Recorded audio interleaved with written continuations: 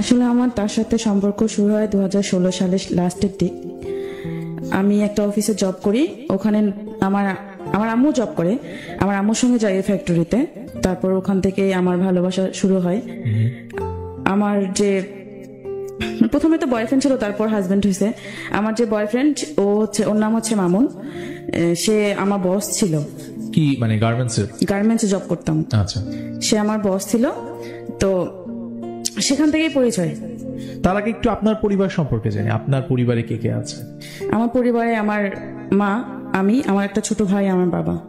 আপনি, আপনার ছোট ভাই আছে, আপনার মা আছে এবং আপনার বাবা আছে। এই হচ্ছে আপনার পরিবার এবং আপনি কাজ করেন গার্মেন্টসে। সেই অবস্থায় একটি ছেলের সাথে আপনার পরিচয় হলো, যে হচ্ছে আপনার বস। তো বসের সাথে কিভাবে প্রেম হলো শুনি একটু। কিভাবে বসের সাথে সম্পর্কটা হয়েছে, কারণ আমি ওখানে কিউসি হিসেবে গেছিলাম। আচ্ছা, কোয়ালিটি কন্ট্রোলার হিসেবে গেছিলাম। তারপর এক পর্যায়ে ওখানে একটা স্টোর ছিল, মানে স্টোর টাইম কিপার একটা ছিল। ওখানে একটা ছেলে জব করতো, মাঝখানে ওই ছেলেটা জবটা ছেড়ে দেয়। তারপর আমার যে বস, মানে আমার মামুন আমার আম্মুকে বলে, আমার আম্মু ওই ফ্যাক্টরিতে জব করতো, পরে আমার আম্মুকে বলে আমাকে বললো যে, আমার আম্মুকে বলতেছে যে তোমার মেয়ে তো অনেক মানে কথাবার্তা দিয়ে স্মার্ট আছে, আর লেখাটা অনেক সুন্দর, তাহলে তাকে আমরা স্টোরে বসে দিই। তারপরে বললো আচ্ছা ঠিক আছে, যেন কোনো সমস্যা নয়।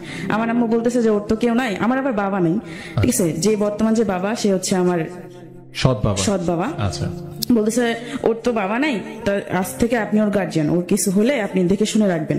আচ্ছা, এভাবে বলছে। তার সাথে আপনার বয়সের ডিফারেন্সটা কত? বয়সের ডিফারেন্স অনেক। কত হবে সেটা? আমার তো বয়স 23 চলতেছে। না, যখন আপনার প্রেম করেছেন তখন, আমি তখন থেকে যদি বলি, আপনার সাথে তার বয়সের ডিফারেন্স কত? 5 বছর, 10 বছর? 10 বছর। 10 বছর হবে। আচ্ছা, ঠিক আছে, তারপর বলেন। তারপর আম্মু বলতেছে ওর তো কেউ নাই, ওর বাবা নেই, তাহলে আমি আপনাকে আমার মেয়ে হাতে তুলে দিলাম, আপনার হাতে। তো বলতে আচ্ছা ঠিক আছে, সমস্যা নাই, আমি ওকে দেখে শুনে রাখবো, ঠিক আছে। পরে বলছে আচ্ছা ঠিক আছে। আম্মু তো নিশ্চিন্ত হলো। ও এমন একটা মানুষকে কথা দিয়ে ভুলাই ফেলতো, আর ওকে প্রচুর বিশ্বাস করতো মানুষ। তারপর ও আমাকে স্টোরে কাজ দেয়, স্টোরে কাজ দিতে দিতে ও আমাকে মানে নানান ভাবে বোঝাইতো যে সে আমাকে পছন্দ করতো, অনেক কিছু করতো, আমার কাছে আসার চেষ্টা করতো। আমি বুঝতাম যে সে আমাকে পছন্দ করে, এরকম। আচ্ছা, তারপর আমি তাকে এক পর্যায়ে আমাকে বলতেছে যে আমাকে অনেক ভালো লাগে, আমাকে বলছে যে ভালো লাগে। ও আমাকে বলেন।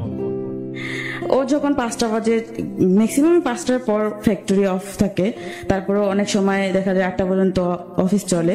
5টা পর্যন্ত ও আমার কাছে বসে থাকতো। 5টার পর আমার পাশে বসে থাকতো, বাসা যেত না, আমার সাথে কথা বলতো, গল্প করতো, ওর নাকি ভালো লাগতো, বাসা যেতে নাকি। এই ব্যাপারগুলো আপনি যেহেতু গার্মেন্টসে কাজ করতেন, অন্যরা দেখতো না? অন্যরা দেখতো, বুঝতো হয়তো, কেউ কিছু বলতো না। বস যেহেতু কেউ কিছু বলতো না। একটু আমি দর্শকদের কাছে যাব। এখানে প্রচুর বন্ধু রয়েছে যারা তোমরা গার্মেন্টসে জব করো, আমি জানি, যারা সাভারে, গাজীপুরে, মোহাম্মদপুরে, মিরপুরে, শ্যামলীতে, বাড্ডাতে, বিভিন্ন জায়গায় ছড়িয়ে ছিটিয়ে রয়েছে। হয়তো আজকে অনুষ্ঠানটা শুনছি, একটু মনোযোগ দিয়ে শুনবে। আজকে কিন্তু একজন মানুষ এসেছে, সে একটা গার্মেন্টসে জব করতো এবং তার সাথে তার বসের, এবং যিনি গার্মেন্টসে জব করতেন তিনি তার চাইতে একটি বেটার পজিশনে জব করতেন। কিভাবে তাকে প্রেমের ফাঁদে ফেললেন সেই গল্পটাই তিনি আজকে এখানে বলতে আসছেন। আপনারা যারা গার্মেন্টসে জব করেন বা যে কোনো পেশায় জব করেন, মনোযোগ দিয়ে আজকে এই নারীর গল্পটা শুনবেন। শুনি, তারপর মাহমুদা কি হলো? তারপর আমার পাশে আয়সা বসতো। তারপর আমাকে বলতো যে ওর এত তাড়াতাড়ি বাসা যেতে ভালো লাগে না, আমার কাছে বসে থাকতে মন চায়, আরো অনেক কথা বলতো। তখন আপনি যাকে প্রশ্ন করেছেন তার পরিবারে কে আছে? যখন প্রশ্ন করেছিলাম বলতে, আমি তখন প্রশ্ন করিনি কখনো। আচ্ছা, আমি কখনো প্রশ্ন করিনি। আপনার সাথে একটা মানুষের কথা হচ্ছে, আপনি কখনো জিজ্ঞেস করবেন না আপনার ফ্যামিলি? আর ওকে দেখলে মনে হয় না যে ও বিয়ে করছে কিংবা এরকম টাইপের, এটা কখনোই মনে হইতো না। কিন্তু তার ফ্যামিলিতে কে আছে আপনি জিজ্ঞেস করেননি? আমি পরে জিজ্ঞাসা করছি। আচ্ছা, সেটা পরে জিজ্ঞাসা, অনেক পরে জিজ্ঞাসা করছি। আচ্ছা, আমি তো প্রথম ভাবছি যে ও বিয়ে করেনি বা এরকম, যেহেতু আমার সাথে এরকম করতেছে। তারপরে কি হলো? তারপর ও আমার পাশে এসে বসে, আমাকে সবসময় প্রতিদিন চলতো, মানে আমাকে যতক্ষণ পর্যন্ত ওর প্রতি দুর্বল করতো না, ততক্ষণ পর্যন্ত মানে ও আমার পিছনেই লেগে থাকতো, করতো। তারপর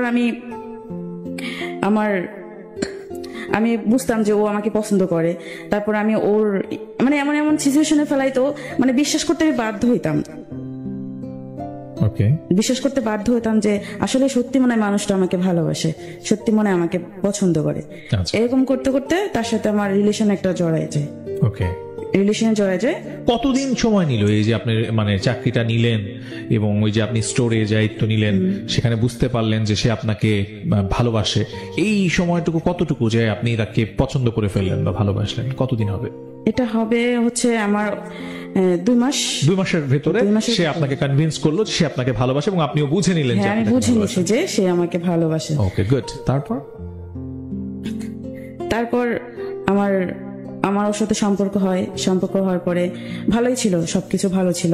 তারপর একদিন ও আমাকে বলতেছে, আমার আরেকটা ছেলে ছিল, ও তো আমাকে ওকে ওর সঙ্গে খুব ইয়া ছিল। তারপর বলতেছে যে ওরে ডাক দিয়ে বলতেছে একটা রুম লাগবে, মানে ওর ফ্যামিলি আছে, ফ্যামিলিকে নিয়ে আসবে। আমি তখনও জানতাম না যে তার ইয়া ছিল, ওয়াইফ ছিল, ঠিক আছে। তারপরে আমি আর ওই ছেলেটা ওর জন্য বাসা খুঁজতে যাই। বাসা খুঁজতে যাওয়ার পর অনেক বাসা খোঁজার পর একটা বাসা পাই। তারপর ওকে এসে বলি, পরে ও বাসাটা দেখতে যায়। বাসা ওর পছন্দ হওয়ার পর তার মানে 1 তারিখে ওর বউ নিয়ে আসে, ওর ওয়াইফ নিয়ে আসে, ওর ওয়াইফ ওর বাচ্চা নিয়ে আসে। যখন বাচ্চা নিয়ে আসে তখন আমি মানুষের কাছে শুনি যে এরকম যে ওর বউ আছে, বাচ্চা আছে। তারপর আমার কাছে অনেক খারাপ আছে, মানে কষ্ট পাইছিলাম। কষ্ট পাওয়াতে তারপর আমি একটু পিছিয়ে গেছিলাম। পিছিয়ে যাওয়ার পর তারপরে দেখি ও আমার অনেক ইয়া করতো, ওর প্রতি দুর্বল করতো, নানান ভাবে বুঝাইতো। আর শুরু থেকে আমার প্রতি ওর একটা অন্যরকম ইয়া ছিল। এটা আমি আগে বুঝি নাই, কিন্তু এখন বুঝতে পারছি। আমার সাথে এমন কিছু কাজ করছে যে ওর বউ থাকা সত্ত্বেও আমি ওর প্রতি দুর্বল হয়ে গেছি। অফিসে যখন আমরা একা বসে থাকতাম তখন। আপনার সাথে তার ফিজিক্যাল রিলেশন হয়েছিল? ফিজিক্যাল রিলেশন হয়েছে। এটা মানে আপনি তার ওয়াইফ আছে এটা জানার আগে? আপনি কিন্তু অনেক কিছু লুকিয়ে যাওয়ার চেষ্টা করছেন। আপনি যদি লুকিয়ে যান তাহলে আমি কিন্তু আমার গল্প শুনতে পারবো না। সো আপনাকে ক্লিয়ারলি কথা বলতে হবে। প্রথমত হচ্ছে আপনি তার সাথে পরিচিত হলেন এবং পরিচিত হওয়ার পরে আপনার তার সাথে সম্পর্ক হলো এবং এরপর আপনি বললেন তার বাসার মধ্যে তার ওয়াইফ চলে আসছে। এর মধ্যে আপনি কিছুই জানতেন না। তারপরে যখন আপনি জানলেন যে তার বিয়ে হয়ে গেছে, এরপর আপনি তার সাথে কেন চললেন? এরপর আমি তার প্রতি প্রচুর দুর্বল হয়ে গেছিলাম। তাকে অনেক ভালোবাসছি, অনেক ভালোবেসে ফেলছি। যেটা 2 মাসের মধ্যে, এই অনেক 5-6 মাস হয়ে গেছে। সেই 5-6 মাসে কিছুই তো গল্প আপনি আমাদেরকে বললেন না। আপনি তো বললেন যে 2 মাসের মধ্যে আপনি বাসায় 2 মাসের ভিতরে ওর সাথে আমার রিলেশনটা হয়।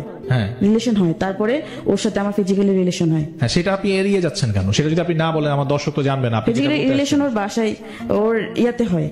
হ্যাঁ, তো এইটার জন্য আপনি নিজে গেছিলেন তার সাথে? আমি নিজে যাইনি, সে আপনাকে নিয়ে গেছে। সে আমাকে নিয়ে গেছে। তখন আমি তখনই আমার সেক্ষেত্রে আপনি জানতেন না? না, আমি জানতাম না। সে তখন ম্যারিড? জানতাম না। তো এটা হচ্ছে আপনার রিলেশনের কতদিন পরে? সম্পর্কটা হওয়ার কতদিন পরে? সম্পর্ক হওয়ার 3 মাস পর। সম্পর্ক হওয়ার ঠিক 3 মাস পরে আপনি তার সাথে ফিজিক্যাল রিলেশনে চলে গেলেন। আচ্ছা, এরও 3 মাস পরে আপনি জানলেন যে তার বিয়ে হয়েছে, তাই তো? এই যখন জেনে ফেললেন যে সে বিয়ে করেছে তখন আপনি কি ডিসিশন নিলেন বা কি করলেন? আপনি প্রথম কি করেছিলেন বলেন তো? যখন আমি জানতে পারি যে তার বউ আছে, বাচ্চা আছে, তারপর আমি আর পারিনি পিছাইতে, কারণ যেহেতু ওর সাথে আমার ফিজিক্যালি রিলেশন হয়ে গেছে, আমি আর পারি নাই, কারণ আমি ওর প্রতি অনেকটা দুর্বল, যেটা বলার বাহিরে। ওকে, তার মানে আপনি ফিজিক্যালি একটা মানুষের সাথে ইনভলভ হয়ে যাওয়ার কারণে আপনি তারপরে আর চাইলেও আপনি ব্যাক করতে পারি নাই। আচ্ছা, মূল কারণ? হাজার চেষ্টা করলেও পারি নাই আমি। তখন ভালোবাসা ছিল না? আসলে ভালোবাসা ছিল আমার ভিতর, আমি ওরে ভালোবাসছি, কিন্তু ও তো আমাকে ভালোবাসেনি। হ্যাঁ, তাহলে আপনি ব্যাক করতে চেয়েছিলেন কেন? তখন তো আমি বুঝি নাই সে কোন দিকে যাবে। আমি আগেই বলে রাখি যে মানুষটা আসছেন তিনি অনেক কিছু এড়াই যেতে চেষ্টা করছিলেন, বাট আমার কাছে মনে হলো যে গল্পের আগে উনি অনেক কিছু বলতে চাবেন, কিন্তু লাইভে এসে গল্পটা বলবেন না, কারণ ব্যক্তিগত পর্যায়ে আমি ঘটনা শুনে কি করবো, শোনার দরকার আমার লিসেনারের।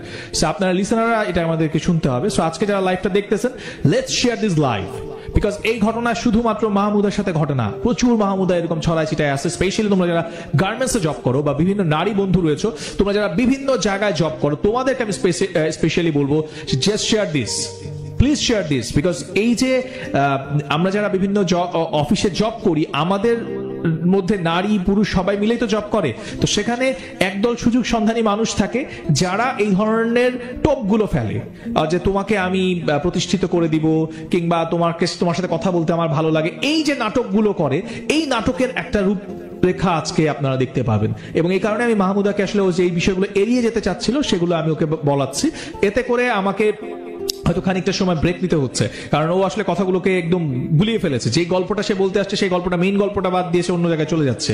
আপনারা যারা গল্পটা শুনছেন তাদেরকে মনোযোগ দিয়ে বলে রাখছি, আজকে মাহমুদা এখানে কেন এসেছে। মূলত ও এসেছে ওর জীবনের সেই গল্পটা বলতে, যেই গল্পটার সাথে ও প্রতারিত হয়েছে এবং যে গল্পটা ওর জীবন থেকে নেয়া, ওর ভালোবাসার গল্প।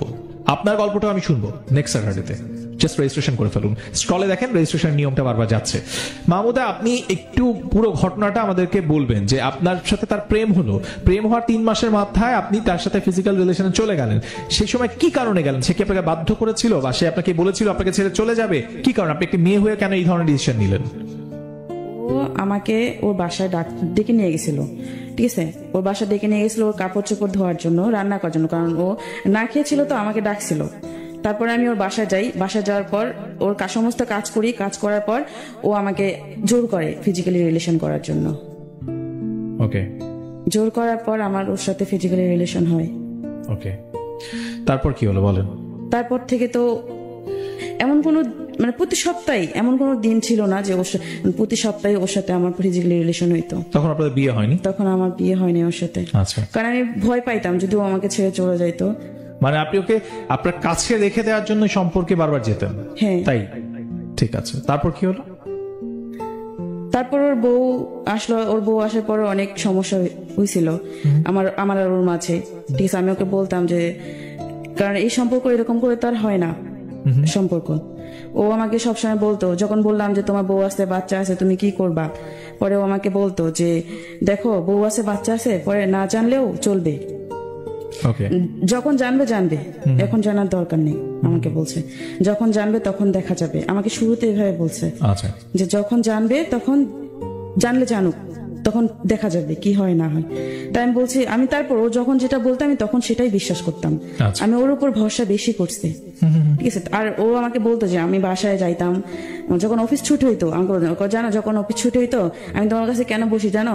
আমার তো বাসা যেতে ভালো লাগে না, বাসায় গেলে আমার সাথে অনেক বাজে ব্যবহার করে, মানে বিড়ালের মতো বাসা থাকতে হয়, মনে হয় কি যে আমার বউ স্বামী আর আমি হচ্ছি বউ, এভাবে বলছে। আমার উপর অনেক টর্চার করে আমার বউ, প্লিজ। আমি কাউকে কখনো বলি না, তোমাকে বলি। আমি এগুলো কথা শুনে আর কাঁদতো, কেঁদে কেঁদে বলতো। এগুলো কথা শুনে আমি আরো ওর প্রতি দুর্বল হয়ে যাই, যে আসলেই তো, কারণ মানুষ তো কষ্ট না পেলে এরকম কারোর সাথে রিলেশন করে না বিয়ের পর।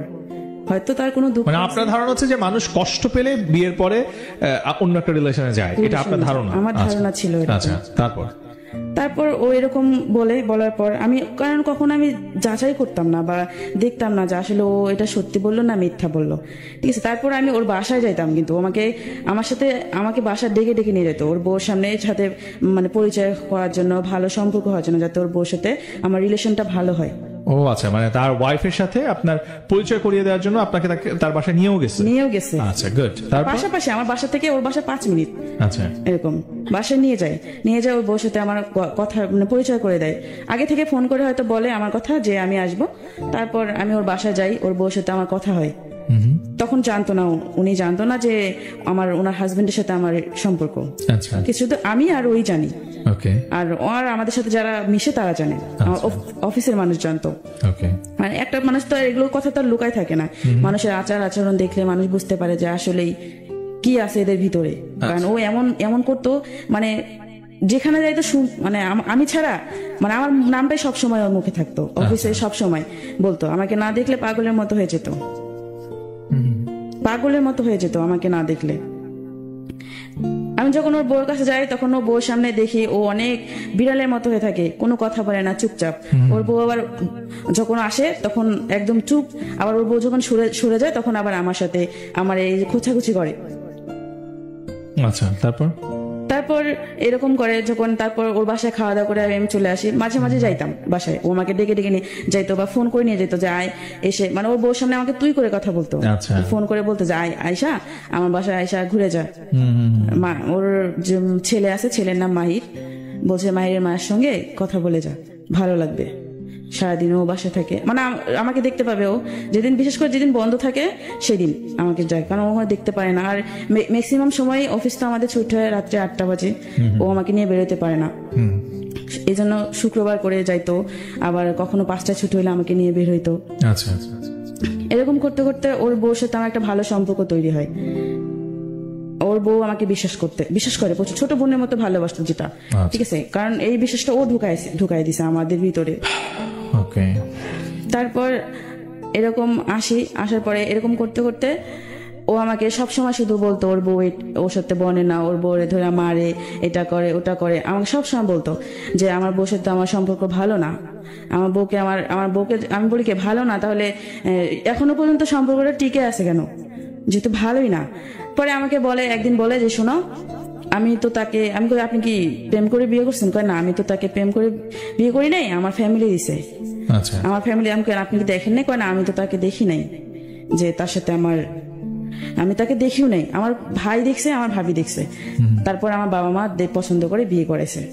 তা আমি আপনার পছন্দ হয়নি? কয় না, আমার কখনোই পছন্দ হয়নি। তাহলে পছন্দ হয়নি, তাহলে আপনার যে একটা বাচ্চা আছে, এই বাচ্চাটা কিভাবে হলো? কয় আমি এই বাচ্চাটা তো আমি নিতে চাই নাই, ওর সাথে আমার বিয়ে শুরু থেকে সম্পর্ক ভালো ছিল না, এই বাচ্চাটা আমি চাইনি নিতে, ও সংসারটা টিকে রাখার জন্য এই বাচ্চাটা নিছে, যেন আমি বাচ্চাটার মায়ায় ওর সাথে সংসার করি।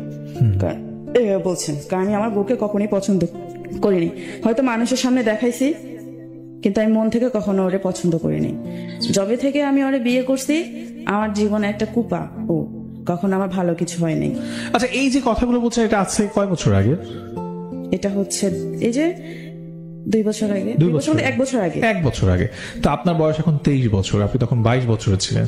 তো 22 বছরের একটা নারী, সে কি একবারও চিন্তা করে না যে আরেকটা মেয়ে সংসার, সেই মেয়েটাকে নিয়ে একজন পুরুষ সংসার করছে, তাদের ঘরে একটা সন্তান আছে, তারপরও এই মানুষটা আমাকে যা বলছে সব সত্যি, এরকম মনে হচ্ছিল আপনার তখন? কারণ ও কেঁদে কেঁদে বলতো, মানে তার মানে হচ্ছে আপনি তার কান্না দেখে মনে হতো যে সব সত্যি কথা বলছে? ও কাঁদতো অনেক।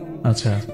যখনই বলতো, ওর কষ্টের কথাগুলো বলতো, তখনই ও নাকি মন খুলে ওর বউর সাথে কোনো কথা শেয়ার করতে পারতো না। এটা আপনাকে বলতো? হ্যাঁ। আর ও যদি কখনো মন খারাপ থাকতো, ওর বউ কখনো জিজ্ঞাসা করতো না যে কি হয়েছে না হয়েছে, কখনো বলতো না। আচ্ছা। শুধু বাসায় যায়, খায়, ঘুমায়, এরকম। আমার ওদের সম্পর্কটা নাকি অন্যরকম ছিল, আমাকে বলছে যে, আর কেঁদে কেঁদে বলতো আমাকে। আর আমি তাই বিশ্বাস করতাম, কারণ আমি তো তাকে অনেক ভালোবাসি। অনেক দুর্বল। মানে এই যে বারবার বলছেন আপনি তাকে খুব ভালোবাসেন, কিন্তু একটি পুরুষ, তার একটি বিবাহিত স্ত্রী আছে, তার সন্তান আছে, এইটা জানার পরও আপনার তাকে ভালোবাসার ইচ্ছেটা কেন বারবার হচ্ছে? এই বিষয়টা আমরা অ্যাকচুয়ালি, এখানে প্রচুর মানুষ আছে, অনেকে প্রশ্ন করতেছে আমাকে লাইভে, যে উনি তো জানতো যে মানুষটা বিবাহিত, ওর একটা সন্তান আছে, তারপরও এই মেয়েটা, আপনি তো স্কুলে পড়েন না বা একেবারেই ছোট নয়, তারপরে এই অবস্থায় কেন বারবার আপনি তাকে ভালোবাসতেন? আসলে ওর কষ্টটা দেখে আমার ওরে ভালো লাগতো। আচ্ছা। ওর কষ্ট, আমি যদি ভাবতাম যে ওর কষ্টটা যদি আমার দিয়ে দূর হইতো, কারণ ও চাইতো যে ওকে বুঝবে, যে ওকে সবসময় ভালো রাখবে। আর ও আমাকে বলতো যে আমি নাকি ওকে যেভাবে বুঝি সেভাবে ওর বউ বুঝে না, আমি যেভাবে ওরে কেয়ার করি এভাবে ওর বউ কেয়ার করে না। আচ্ছা, কিন্তু আপনি তাকে কেয়ার করবেন। তো যাই হোক, এখন বুঝলাম যে তার এই সমস্ত কথা শুনছেন আপনি, তারপরে কি হলো আগাই সামনে? তারপর তো এরকম ও সবসময় বলতাম, যখন বলতাম যে তোমার ফ্যামিলি জানলে তখন কি হবে, তোমার বউ জানলে কি হবে, বলে যে যখন জানবে তখন দেখা যাবে। আমাকে এভাবে বলছে, যখন জানবে তখন দেখা যাবে। তারপর ওর সাথে আমার প্রায় মাঝে মাঝে ওর সাথে আমার ফিজিক্যাল হইতো, প্রায় ও আমাকে ডেকে ডেকে। তার মানে বিবাহ, মানে তার সাথে প্রেম হওয়ার 3 মাস পর থেকে আপনাদের ফিজিক্যাল রিলেশন স্টার্ট হয়েছে, এবং সে বিবাহিত, এটা জানার পরেও আপনাদের এই ফিজিক্যাল রিলেশনের সম্পর্কটা চলছে, কন্টিনিউ চলছে। ওকে। তারপর আমি ওর সাথে ফিজিক্যাল রিলেশন আমার করতাম না, ঠিক আছে। প্রথমবার ও জোর করে করছে, তারপরে ও অনেকবার বলছে, আমার ডাকছে, ও এমনকি ও একটা বাসাও ঠিক করা ছিল আমার, ও ঠিক করছিল, ঠিক আছে। ওখানে আমাকে প্রায় সময় নিয়ে যাইতো। ওকে। তারপর ও আমাকে বলতো যে ওর ওয়াইফ তো আপনাকে খুব বিশ্বাস করতো, আপনি একটু আগে বলছিলেন না? আপনি একটু আগে নিজের মুখে বললেন। হ্যাঁ, আমাকে বিশ্বাস। তার ওয়াইফ আপনাকে প্রচুর, কারণ আমি তো বয়স তো আমার অনেক ছোট তাদের থেকে, কারণ ওদের তো কেউ তো ভাববে না যে ওই লোকটার সাথে আমার এরকম সম্পর্ক হবে। এক্স্যাক্টলি কেউ ভাববে না, এবং এই জন্যই আমি করবে না কেউ, এক্স্যাক্টলি কেউ বিশ্বাস করবে না বলে আমি আজকে যারা লাইভে আমাকে দেখছেন তাদেরকে বলছি, কেউ ভাববে না, পয়েন্ট ইট। কেউ ভাববে না যে এরকম ঘটনা ঘটতে পারে। একটি মানুষ, একটি হাউসওয়াইফ, তিনি তার হাজবেন্ডের একটি ফ্রেন্ডকে ফ্রেন্ড হিসেবে ভাবেন এবং সে আসে, তার ছোট বোন হিসেবে আসে, তুই তুকারি সম্পর্ক, কিন্তু এইটা নিয়ে কখনো কোনো সন্দেহের উদ্বেগ হতেই পারে না, খুব স্বাভাবিক প্রক্রিয়া। কিন্তু সেই স্বাভাবিক প্রক্রিয়ার মধ্যে কি অস্বাভাবিক ঘটনা ঘটছে সেটা একটু চোখ কান খোলা রেখে শুনতে থাকেন, আর যদি প্রয়োজন মনে করেন লাইফটা শেয়ার করেন, বিকজ এই লাইফটা শেয়ার করলে আমি 1 টাকাও পাবো না, বাট লাইফটা শেয়ার করলে হয়তো কোনো একটা হাউসওয়াইফ, কোনো একটা বন্ধু, কোনো একজন স্টুডেন্ট যে এই লাইফটা পরবর্তীতে দেখবে সে সচেতন হবে। সো আপনি একজন পুরুষ হন কিংবা নারী হন, just share this life. Mahmuda, তারপরে কি হলো বলেন? তারপর ওর যে ওয়াইফ ছিল আমাকে প্রায় মানে ভালো মন্দ কিছু রান্না করলে আমাকে ডাকতো যে আসো বাসায় এসো, বা ও ডাকতো কিনা জানি না, হয়তো মামুন বলতো, এই কারণে হয়তো আমাকে উনি ফোন করতো বা মামুন ফোন করতো, আমাকে বলতো, বাসায় ডাকতো, আমি যাইতাম, ও ছেলেকে আদর করতাম, চলে আসতাম। এরকম করতে করতে অনেকদিন যায়, ও আমাকে বাইরে নিয়ে যায়, বাইরে ঘুরতেও নিয়ে যায়, অনেক সময় দেখা যায় প্রচুর মিথ্যে কথা বলতো, প্রচুর মিথ্যা। আমি বুঝতাম, কিন্তু পরে ও অস্বীকার, মানে এমন একটা সিচুয়েশন তৈরি করে আমার ওই মিথ্যা কথাটা বিশ্বাস করতে হতো, এমন একটা পর্যায়ে আসে।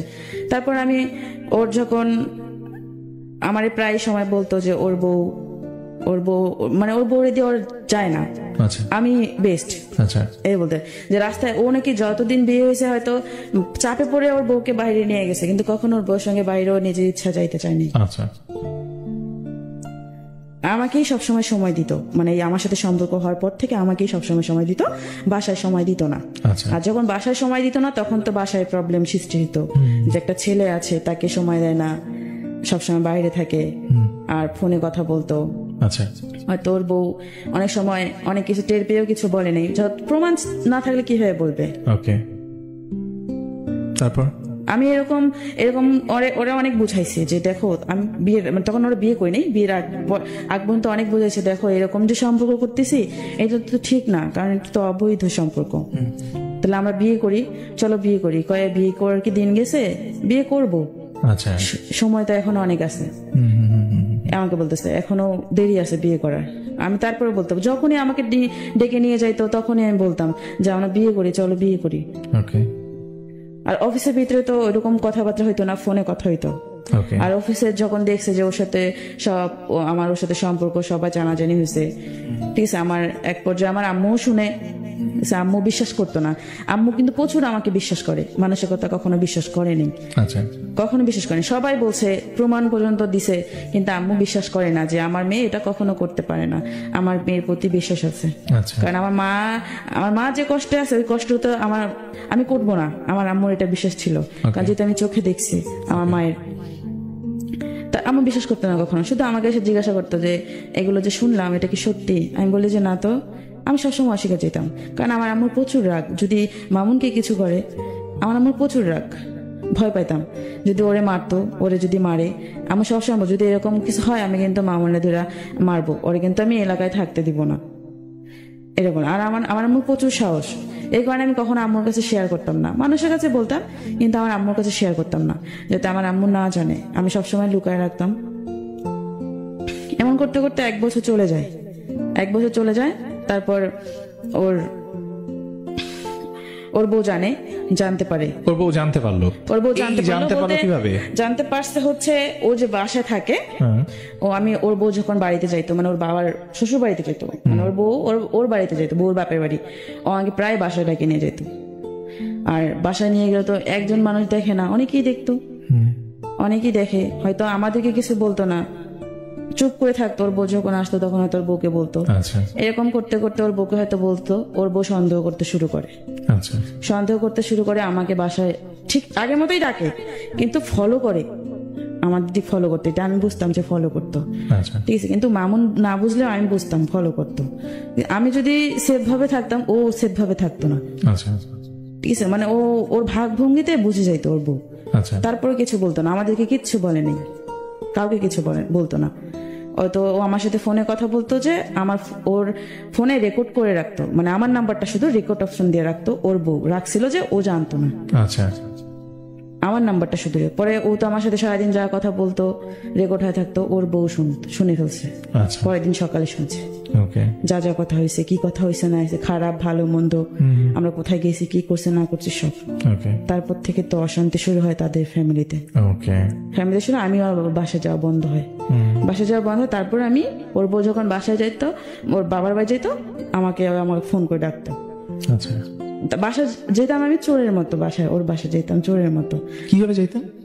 যেতাম মানে যখন ও দেখতো যে মানুষজন আছে নাকি, আচ্ছা, আমাকে নিয়ে বাসায় ওর রুমের ভিতরে ও ঢুকায় রাখতো। তার মানে হচ্ছে যখন ওর ওয়াইফ কোথায় যেত, ওর বাপের বাড়ি যেত, বাবার বাড়ি যেত, তখন হচ্ছে আপনাকে আবার সেই বাড়িতে নিয়ে যেত, এবং আপনি সেখানে তখনও যেতেন। তার মানে হচ্ছে যেতাম কেন, মানে এই যে এত কিছু ঘটে যাচ্ছে তার জীবনে, তার ওয়াইফ আপনাকে এত বিশ্বাস করে, সেই জায়গায় আপনি বুঝতে পারতেছেন, এবং তার ওয়াইফের কাছে আপনারা ধরা পড়ে গেলেন, তারপরও আপনার মানে আপনার জায়গা থেকে আপনার একবারও মনে হয়নি যে আমি এটা ভুল করতেছি?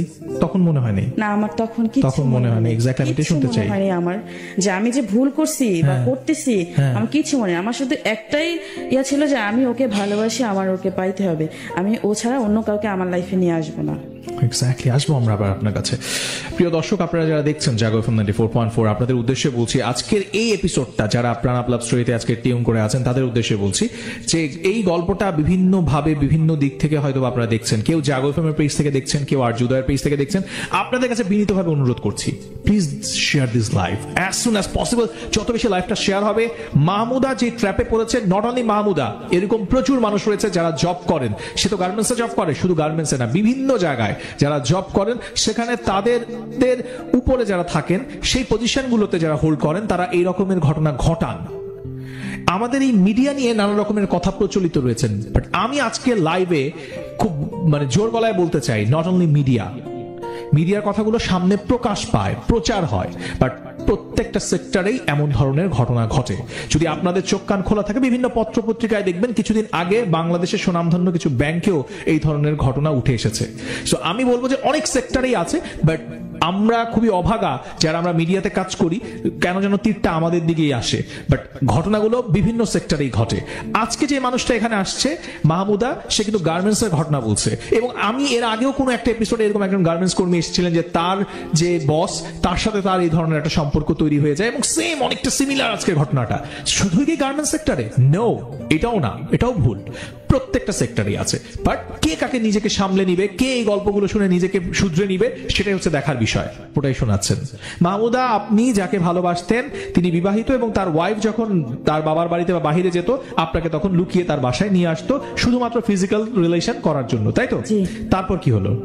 তারপর ও আমাকে যখন নিয়ে আসে, এরকম প্রায় নিয়ে যাইতো বাসায়, প্রায় বাসায় নিয়ে যাইতো। বাসায় নিয়ে যাওয়ার পর ওর যে বাড়িওয়ালা ছিল, বাড়িওয়ালি, উনি দেখতো, ঠিক আছে, উনি হয়তো দেখতো বলতে এটা হয়তো ও আমার যে হাজবেন্ড ছিল, ও হয়তো টের পাইছে যে হয়তো বাড়িওয়ালি নজর রাখতেছে, হয়তো তার ওয়াইফের সঙ্গে তার যোগাযোগ আছে। পরে আমাকে বললো যে তুমি যখন আসবা তখন দেখবা যে বাড়িওয়ালির দরজা খোলা আছে কিনা, যদি দরজা খোলা থাকে চুপচাপ ঢুকে পড়বা, আমি আমার গেট খোলা রেখে দেবো, জুতা ভিতরে নিয়ে আসবা, আমাকে বলতো, এভাবে বলতো। আমি পরে ওরে তো অনেক বিশ্বাস করি, ঠিক আছে, আমি সবসময় ভয় পাইতাম যে ওরে আমি এত ভালোবাসছি, ওরা যেন আমার কাছ থেকে না চলে যায়, আর যেন আমি, কারণ ও ছাড়া আমি অন্য কারোর কাছে যাইতে পারবো না, আমার এরকম মনে হয়েছে সব সময়। তাই আমি ওর কথা মতো চলতাম, ও যা বলতো, যখন যা করতে বলতো তাই করতাম।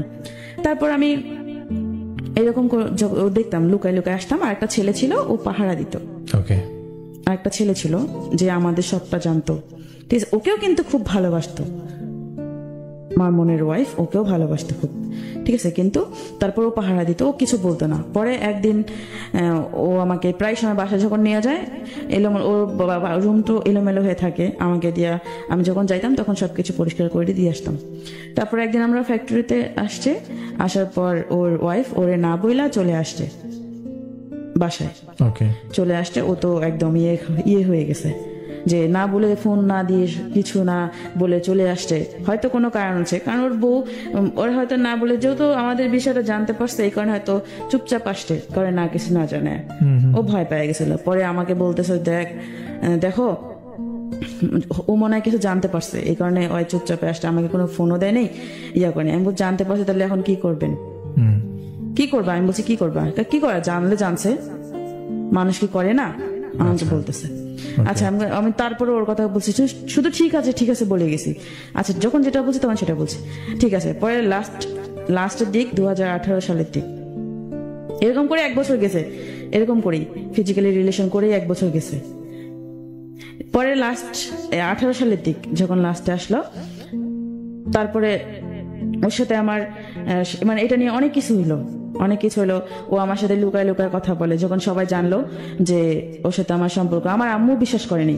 সবাই বলছে, সবাই কানাকানি করতেছে যে ওর সাথে সম্পর্ক, এটা হয়েছে, এটা হয়েছে, এটা করছে, এখানে নিয়ে গেছে, ওখানে নিয়ে গেছে, এরকম ভাবে আমার আম্মুকে সবাই বলতেছে। আমার আম্মু বিশ্বাস করে না, যে বলে যে আমার মেয়ের প্রতি বিশ্বাস আছে, আমার মেয়ে কখনো এরকম কাজ করতে পারবে না।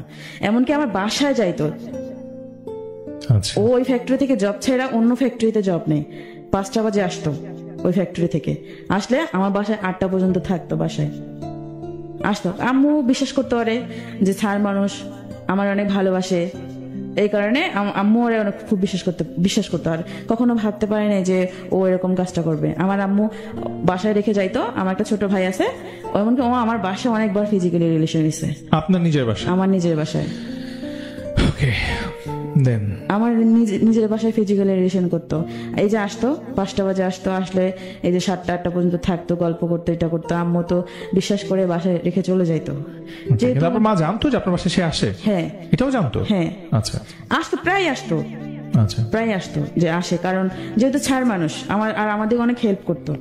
মানে আমার ফ্যামিলিটা একটু ছিল, অনেক হেল্প করতো, ওকে, সাহায্য করতো অনেক।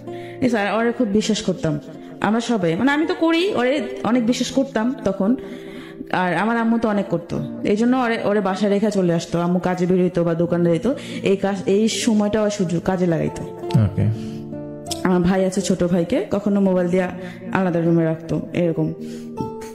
ভাই ছোট, ওরে মোবাইল দিয়ে আলাদা রুমে বসে, তো আর আমরা আর এক রুমে ছিলাম। আমি তখনও বলতাম যে আমরা বিয়ে করলে তো এরকম লুকায় কিছু করতে হয় না। মানুষ কি করে না, মানুষ তো 2টা বিয়ে করতেছে, অনেকে 3টা বিয়ে করতেছে। পরে ও বলে যে করবে বিয়ে করতেই গেছে, আর আমার তোমাকে ছাড়াও আমাকে বাসায় যান, তোমাকে ছাড়া আমার বাসায় যেতে ভালো লাগে না। বাসায় গেলে ক্যাশ ম্যাচ বলে, যে খালি চিল্লি, ওর বউ নাকি খালি চিল্লা। ও আমায় যখনই জিজ্ঞাসা করি তখনই বলে যে ওর বউ সাথে বনে না। তখন কোনো সময় ভালো কথা বলে নেই যে ওর বউটা অরিয়া করে। আর একদিন, মানে এই ঘটনার পর একদিন বলতেছে, আমি ওর ছবি পোস্ট করতাম, তো ছবি পোস্ট করলে আমাকে ওর বউ দেখতো যে আমি কেন ওর ছবি কেন পোস্ট করব। এটা তো স্বাভাবিক, একজন বউ হিসাবে তার হাজবেন্ডকে তো জিজ্ঞাসা করা দরকার যে কেন তোমার ছবি ও ফেসবুকে আপলোড করতেছে। ও বলে যে স্যার মানুষ আপলোড করতে পারে না, তাই বলে এইভাবে বলতেছে যে আমি ওরে কলিজা বলে ডাকতাম। আচ্ছা, ঠিক আছে, এইভাবে দিতাম, মানে কখনো হাঁটুর পিক দিতাম, কখনো বড় মুখের পিক অর্ধেক কেটে দিতাম, পুরোটা কখনোই দিইনি। ঠিক আছে, ওর বউ বুঝতে পারতো যেটা ও, এটা নিয়ে অনেক সমস্যা হইতো। তারপরে হ্যাঁ একদিন চলে যায়, বাসা থেকে চলে যায় অনেক রাত্রে, বাচ্চাটাকে নিয়ে বের হয়ে চলে আসে। তারপর কোন নাকি বোনের বাসা ছিল অনেক রাত, ও আবার খোঁজাখুঁজি করতে বের হয়। পরে আমিও আবার ওর সঙ্গে, মানে আমার একটা ভাস্তা আছে, ওকে নিয়ে বের হই যে কোথায় গেছে এত রাত্রে বাচ্চাটা নিয়ে। আমি আবার ওর সঙ্গে বের হই। পরে আমাকে বলতেছে তুমি আসছো কেন, তোমাকে দেখলে তো আরো সমস্যা হবে। পরে আমি বলছি না আমি আসি। পরে আচ্ছা ঠিক আছে, তারা দুজনে পরে খোঁজাখুঁজি। পরে ও ফোন দিল, কাকে জানি, ওর ভাইকে না কাকে ফোন দিয়ে বললো যে হ্যাঁ ও তো আছে, মানে ওর বউ আছে, ওর বোনের বাসায়, একটা বোনের বাসায় আছে, চৌরাস্তা না কোথায়। পরে ও নিশ্চিন্ত হলো। পরে আমরা ওখানে একটা কলেজ গেট, আমি যেখানে থাকি ওখানে একটা কলেজ গেট আছে, ওখানে বসলাম। বসার পর অনেকক্ষণ কথাবার্তা বললাম। ওর বউর বিষয়ে কথা বলতেছে যে অনেক অশান্তি বাসার ভিতরে, আমার ভালো লাগে না, মানুষ কি করে না।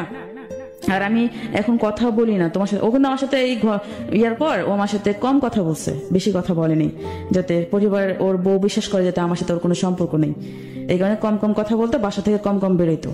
আচ্ছা, ঠিক আছে। আর বাসা থেকে যখনই বেরোইতো ওর বউ খালি সমানে ফোন দিত যে ওর বউ সুন্দর ছিল, যে হয়তো সুমি মাহমুদের কাছে গেছে, এরকম একটা ইয়া করতো। তারপর এরকম করতে পরে 3 দিন পরে ওর বউ আবার আসছে, বাসায় নিয়ে আসছে নাকি আমি জানি না, কিন্তু বাসায় আসছে। বাসায় আসার পর হয়তো ওদের মারামারি লাগছে নাকি লাগছে, ওর হাতের এখানে ছুলে গেছে বা গালে একটু ছুলে গেছে। পরে আমাকে বলতেছে যে বাসে করে জানি কোথায় যাচ্ছে, পরে আমাকেও দেখাইতেছে, আমি বুঝি নাই প্রথমে কি হয়েছে, পরে আমাকে বলতেছে দেখো কি করছে। আমি কি করছে, আমি তুমি কি শরীর ইয়া করছিলা যে এরকম দাগ হয়েছে? না, আমাকে না মারছে, এভাবে বলছে। জানি না, একটু মন খারাপ করে বলছে। আমার আরো ওর প্রতি ইয়া লেগে গেছে যে এইভাবে বউ মারে, স্বামীকে কখনো মারে। পরে আমি একদিন ওর বউকে জিজ্ঞাসা করছি যে শুনেন, আপনি কি আপনার আপনার বরকে মারছেন? পরে বলতেছে না, আমি তো মারি নাই, এটা মিথ্যে কথা বলছে। আমি শুধু তোমার সাথে ওর রিলেশন আছে নাকি এটা জানার জন্য আমি ওর গালে ধরছিলাম, আমার নখটা হয়তো লাগছে, আমাকে এটা বলছে। তাহলে ও একভাবে বললো আর উনি আরেকভাবে বললো, আর কিছু বলেনি। আমাকে একদিন বাসায় আসছে, মানে বাসায় এসে আমাকে জিজ্ঞাসা করতেছে, উনি সহ মামুন সহ ওর বউ সহ আসছে, আয়সা আমার আম্মু বাজারে গেছে, ওদেরকে দেখে বাজারে গেছে। এখন আমাকে ওর বউ, ও আমার সামনে বসা, ওর বউ আমার সামনে বসা, আর ও আমার পাশে বসা। ওর বউ আমাকে ডাইরেক্ট জিজ্ঞেস করতেছে যে তুমি, আচ্ছা তোমার স্যার কি তোমাকে কখনো এরকম ইয়া দেখাইছে যে তোমাকে বিয়ে করবে বা কোনো কিছু, কোনো ইয়া দেখাইছে, আশা দিছে তোমাকে? তা আমি একবার ওর মুখের ভিতরে দেখি, একবার ওর বউর মুখের ভিতরে দেখি। ও আমাকে না আগেই বলছে, মানে ওনারা আসার আগে আমাকে ফোন দিয়ে বলছে যে আমরা যাইতেছি, ও কিন্তু যাবে তোমার ওখানে, তোমাকে কিছু জিজ্ঞেস করলে তুমি শিকার আসবে না, আমাকে এভাবে বলছে। পরে ওরা আসলো, আমি তো জানি যে ওরা আসতেছে। পরে আমাকে জিজ্ঞেস করতেছে তুমি সত্যি করে বলো তো, তোমার স্যারের সাথে তোমার কোনো সম্পর্ক আছে? বলো, তুমি বলো, যদি কোনো সম্পর্ক থাকে তাহলে আমি নিজের দাঁড়ায় থেকে তোমাকে বিয়ে দিব, এভাবে বলছে। পরে আমি বলছি না, আমাকে তো কখনো এভাবে উনি আশা দেয়নি। আমি মিথ্যা বলছি যে আশা দেয়নি, মানে আমি ও যেটা আমাকে শিক্ষা দিয়েছে আমি সেটাই বলছি। পরে উনি চলে গেল। আমার তো অনেক রাগ উঠছে যে উনি আমাদের বাসায় এসে আমাকে এভাবে বলে গেল, যে আমার অনেক রাগ উঠছিল তখন তো আমি আবেগের ইয়াতে ভাসছিলাম, বুঝছেন? তারপর রাগ উঠছে, তারপর ওর বউ চলে গেল, আমাকে অনেক কিছু বোঝায় চলে গেল। চলে যাওয়ার পর 1 মিনিটও হয়নি, ও আবার আমার বাসায় আসছে, আয়সা আমার হাতে পায়ে ধরতেছে যে আমি যেন রাগ না করি, রাগটা কিছু যেন না করি ওর বউর কথায়। ও আমাকে ভালোবাসে আর সারা জীবন ভালোবাসবে, এভাবে বলছে। আমি তো মানে আমি কান্না করছি আর অনেক প্রচুর রাগ হয়েছে যে কেন আমি ওর কাছে স্বীকার করতে পারলাম না, এত কিছু হয়ে গেছে, কেন আমি স্বীকার করলাম না যে তার সাথে আমার সম্পর্ক আছে, তার হাজবেন্ডের সাথে আমার সম্পর্ক আছে। আমি এটা ওরে বলতেছি, ঠিক আছে কয় তুমি যদি এখন বলো কুরুক্ষেত্র হয়ে যাবে, আমাকে বলতেছে। তারপর আর কি করার, ও আমাকে বোঝাই ঠে যায়, হাতে পায়ে ধরলো, ধরা মন খারাপ করে চলে গেল। পরে আমি মন খারাপ করছে, পরে আমার বিকেলেও ঘুরতে নিয়ে গেল আমার মন ভালো করার জন্য। ওর বউ বুঝতে পারছে যে ও আমার কাছেই আসছে, কারণ ওর বউ তো অনেক চালাক, যেটুকু ওর মুখ থেকে শুনছি বুঝতে পারছে। বোঝার পরে একদিন এরকম করতে 18 সালটা গেল, এরকম ওই ফিজিক্যালি করতেই এভাবে আমাকে নিয়ে যাইতো, ওই আপুর বাসায় নিয়ে যাইতো, আবার নিয়ে আসতো, আবার যাইতো, ওর যখনই প্রয়োজন হইতো। এর মধ্যে নাকি ওর বউর সাথে ওর কোনো কিছু হইতো না। আমি যদি জিজ্ঞাসা করতাম যে তুমি আমার সাথে এরকম করো, তো তোমার বউর সাথে কখন কি করো তুমি? পরে বলে যে আমার না বউর সাথে আমার রুচি কুলায় না, আমাকে এভাবে বলে রুচি কুলায় না। আর একটা কথা বলছে যে ও আমার কাছে আসতে চায়, আমি ওরে আমার কাছে নেই না, কারণ আমার ভালো লাগে না যখনই ওরে আমার কাছে নিয়ে আসি, আমার তোমার কথা মনে পড়ে, যখনই ও আমার কাছে আসতে চায় আমার তোমার কথা মনে পড়ে, ও আমাকে বলতেছে। তারপর আমি বললাম যে আমি বিশ্বাস করি যে আসলেই তো, কারণ ও তো আমাকে অনেক ভালোবাসে, যদি ভালো না বাসতো তাহলে তো আমার প্রতি এত খেয়াল করতো না, এত ইয়া করতো না। পরে ও এভাবে বলে আমি ওর কথাই বিশ্বাস করতাম। তবে এমন করতে করতে আমি কনসেপ্ট করি। এটা কবে? এটা বিয়ের আগে, মানে কত সালে? 2018-তে। ওকে, তারপর কনসেপ্ট করার পর আমি ওকে বলি যে এরকম। পরে ও আমাকে বললো যে ও আমাকে একটা মেডিসিন এনে দেয়, মানে বাচ্চাটাকে নষ্ট করার জন্য একটা মেডিসিন নিয়ে আসে। ওকে, মেডিসিন নিয়ে আসা দেয়, পরে আমি মেডিসিন খাই, পরে বাচ্চাটা নষ্ট হয়ে যায়। এটা কিন্তু কেউ জানতো না, শুধু আমি আর ও জানি। ও আমাকে যেভাবে বলতো আমি সবসময় ওর বিশ্বাস করতাম। আমি ভাবতাম যে হয়তো ও সত্যি ভালোবাসে, ও আমার ভালোটাই চাই। আর যারা বলতো যে তোকে ও ভালোবাসে না, তোকে ইয়া করে ব্যবহার করতেছে, তুই বুঝতেছিস না, আমি মনে করতাম তারা আমার শত্রু, এরকম ভাবতাম। ঠিক আছে, আবারও আমরা আপনার কাছে আসবো। আমরা একটু দর্শকদের কাছে আসি যারা টিউন করে আছেন জাগো এফএম 94.4 এবং একই সঙ্গে ফেসবুকে আমাকে দেখছেন www.facebook.com/jago.fm এবং www.facebook.com/rjudoyer ভেরিফাইড পেজ থেকে। তাদের সবাইকে স্বাগত জানাচ্ছি আরো একবার। মনে করিয়ে দিচ্ছি আপনারা দেখছেন প্রাণাপ লাভ স্টোরি এবং শুনছেন প্রাণাপ লাভ স্টোরি জাগো এফএম 94.4 থেকে। বন্ধু, হালকা কিংবা ভারী যে কোনো খাবারের সাথে নিজেকে শতভাগ রাখার জন্য সাথে রাখুন প্রাণাপ। লাইফের প্রত্যেকটা মুহূর্তকে উচ্ছ্বাসে ভরপুর করে তোলার জন্য প্রাণাপ 2 লিটারের সাথে এখন প্রাণ লাগছে 170 মিলি, পুরোটাই কিন্তু ফ্রি। প্রাণাপ, প্রাণ খুলে মনের কথা বলো। সো মনের কথা বলতে হলে তো এখানে আসতে হবে। যেমনটা আজকে এসেছেন মাহমুদা, তিনি কিন্তু সহজ সরল স্বীকারোক্তি দিচ্ছেন। অনেকেই এটা দিবেন না। আমরা মাহমুদাকে একটা স্যালুট দিতে চাই, কারণ মাহমুদা আজকে সাহস করে এখানে আসছেন। এরকম হাজারো মাহমুদা আছেন যারা হয়তো নিজের কষ্টটা নিজের মধ্যে লুকায় রাখছেন, কখনো আসবেন না, কখনো বলবেন না। কিন্তু মাহমুদাকে দেখে হয়তো অনেকে ইন্সপায়ার হবেন, অনেকে ভাববেন যে না আমার গল্পটা একটু অন্যরকম, বাট আমার গল্পটায় হয়তো আরো কিছু মেসেজ লুকায় আছে। কারণ প্রত্যেকটা মানুষের জীবনটা আলাদা, আলাদা আলাদা জীবনের আলাদা আলাদা গল্প তৈরি হয়। সেখানে ভালোবাসা হয়তো একটা শব্দ থাকে। এই লাভ স্টোরিতে সেই গল্পগুলোই আসে, যেখানে মাহমুদার ভালোবাসা ছিল একপাক্ষিক। সে একজনকে ভালোবেসেছিল, ভালোবেসে এতটাই অন্ধ হয়ে গেছিল যে মানুষটা বিবাহিত জানার পরও তাকে ছেড়ে আসতে পারেনি। কারণ ওই যে তাদের মধ্যে শারীরিক যে সম্পর্কটা হয়ে গেছে, একটি বাঙালি নারীর ক্ষেত্রে এই ব্যাপারটা এতটাই বিশাল যে সে চাইলেও তখন আর ফিরে আসতে পারে না। যখন যে ব্যাপারটা তার সাইকোলজিতে কাজ করে যে না আমার তাকে এখন বিয়ে করতেই হবে, সে যে বিবাহিত তাতে আমার কি যায় আসে, আমি তো তার সাথে ইনভলভ হয়ে গেছি। এবং সেই প্রেক্ষাপট থেকে মাহমুদা কিন্তু তার ইচ্ছার বিরুদ্ধেও তার সাথে বারবার শারীরিক সম্পর্কে যুক্ত হয়ে গেছেন এবং একটা পর্যায়ে সেই মানুষটির ওয়াইফের সাথেও সে মিথ্যে বলেছেন এবং দিনের পর দিন তাদের মধ্যে এই সম্পর্কটা কন্টিনিউ ছিল। এক পর্যায়ে মেয়েটি প্রেগনেন্ট হয়ে যায়। কিন্তু সেই আবারও জঘন্য যে কাজটি আমাদের সমাজে প্রচলিত রয়েছে, অর্থাৎ এই অনাগত ভবিষ্যতের পিতৃত্ব কি হবে, কোনো পিতৃত্বের পরিচয় নেই, তাই সন্তানটিকে পৃথিবীতে আসতেই দেওয়া যাবে না এবং তারই পরিণতি বাচ্চাটিকে নষ্ট করে দেওয়া হলো। তারপর কি হলো আমরা শুনবো। তবে তার আগে জানিয়ে রাখি, তোমরা যারা লাইভটা দেখছো, বন্ধু তোমাকে বলছে যে তুমি আজকে প্রথমবার লাইভ দেখছো বা নিয়মিতই দেখো, আমার লাইভটা কিন্তু তুমি চাইলে শেয়ার করতে পারো। 10টা গ্রুপে শেয়ার করো, বেশি না 10টা করে গ্রুপে যদি প্রত্যেকে শেয়ার করেন, কালকে রাতে ভিতরে এইটা অনেক অনেক মানুষের কাছে পৌঁছে যাবে। আজকে রাতে অনেকে ঘুমায় গেছে, যারা কখনো রেডিও দেখে না, ফেসবুকে ঢুকে না, আমাদের এই পেজগুলোর তারা ভিজিটই করে না, কিন্তু আপনার ফ্রেন্ড লিস্টে এরকম অনেক ফ্রেন্ড আছে যে সামহাও এই ভুলটা করতেছে নিজে নিজে, হয়তো কাউকে বলতে পারতেছে না। সো আপনি জাস্ট নিজের অজান্তেই সেই মানুষটাকে সাপোর্ট করতেছেন। আপনি নিজের টাইমলাইনে ভিডিওটা শেয়ার করেন, আপনি যে গ্রুপগুলোতে ভিজিট করেন সেই গ্রুপগুলোতে এই ভিডিওটা শেয়ার করেন। তো কি হবে যে অনেক মানুষ দেখতে পারবে, কালকে দিনের বেলাও অনেকে ভিডিওটা দেখবে। সো আমি আপনাদের কাছ থেকে এই সাপোর্টটুকু চাই, জাস্ট শেয়ার করেন। এই লাইভটা যত বেশি শেয়ার করবেন তত বেশি গল্পগুলো মানুষের কাছে পৌঁছাবে। এগুলো তো গল্প না, এগুলো জীবনের কথা। একটা মানুষ তার নিজের জীবনের, বাস্তব জীবনের ভালোবাসার গল্প বলতেছে।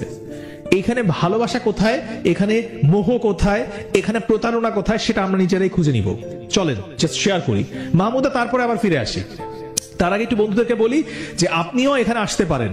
মাহমুদার আজকের গল্প শুনে যার মনে হয়েছে যে আপনি আসবেন, রেডিওটাতে আইসা গল্পটা বলতে হবে, এটা লাইভ কিন্তু। সো আপনাকে এরকম রাত বিরাতে গল্পটা বলার ইচ্ছা থাকতে হবে, সাহস থাকতে হবে। শেষ সময় গিয়ে বলবেন যে আমি তো রেজিস্ট্রেশন করছিলাম, তখন না আসলে আমার ওয়াইফের সাথে আমার ঝগড়া চলতেছিল, আমার বয়ফ্রেন্ডের সাথে আসলে আমার একটু ভুল বোঝাবুঝি ছিল, এখন তো আমি আর যাবো না। এরকম যারা আছেন তারা গল্প রেজিস্ট্রেশন করবেন না। অনেকেই আছেন ক্লাস 6-7 পড়েন, মন চাইলেও লাভ স্টোরিতে রেজিস্ট্রেশন করেন, পরে ফোন করি দেখি আপনার আম্মা আব্বা ধরছে, তা আপনি একটা অকওয়ার্ড সিচুয়েশনে পড়েন। এইরকম বোকামিগুলা করবেন না। এতবার করে একই কথা কেন বলি, যেন আপনি এখানে সুস্থভাবে আইসা গল্পটা বলতে পারেন। সো ঠান্ডা মাথায় শুনেন রেজিস্ট্রেশন করার নিয়ম। মোবাইলের মেসেজ অপশনে গিয়ে টাইপ করতে হবে RLS, একসাথে লিখবেন RLS, স্পেস দিয়ে নিজের নাম লিখেন, এরপর স্পেস দিয়ে লোকেশন লিখেন, আপনি কোথায় থাকেন, আপনার হোম টাউন না যেখানে থাকেন। স্পেস দিয়ে আপনার প্রফেশন লিখবেন, ধরেন আপনি স্টুডেন্ট, পরে ইন্টারমিডিয়েট ফার্স্ট ইয়ারে লিখে দিবেন কলেজ প্রথম বর্ষ। আপনি যদি মনে করেন যে জব করেন তাহলে লিখবেন জব। আপনি ভার্সিটিতে পড়েন লিখে দিবেন আমি ভার্সিটি স্টুডেন্ট। অবশ্যই যারা ডিভোর্স আছেন তারা মেনশন করবেন আমি ডিভোর্সড। আমি স্পেশালি ডিভোর্সদেরকে এই জন্য বলি যে একটা সংসার হয় তারপর ডিভোর্স হয়ে যায়, এই গল্পটার পিছনে অনেক কিছু লুকায় থাকে।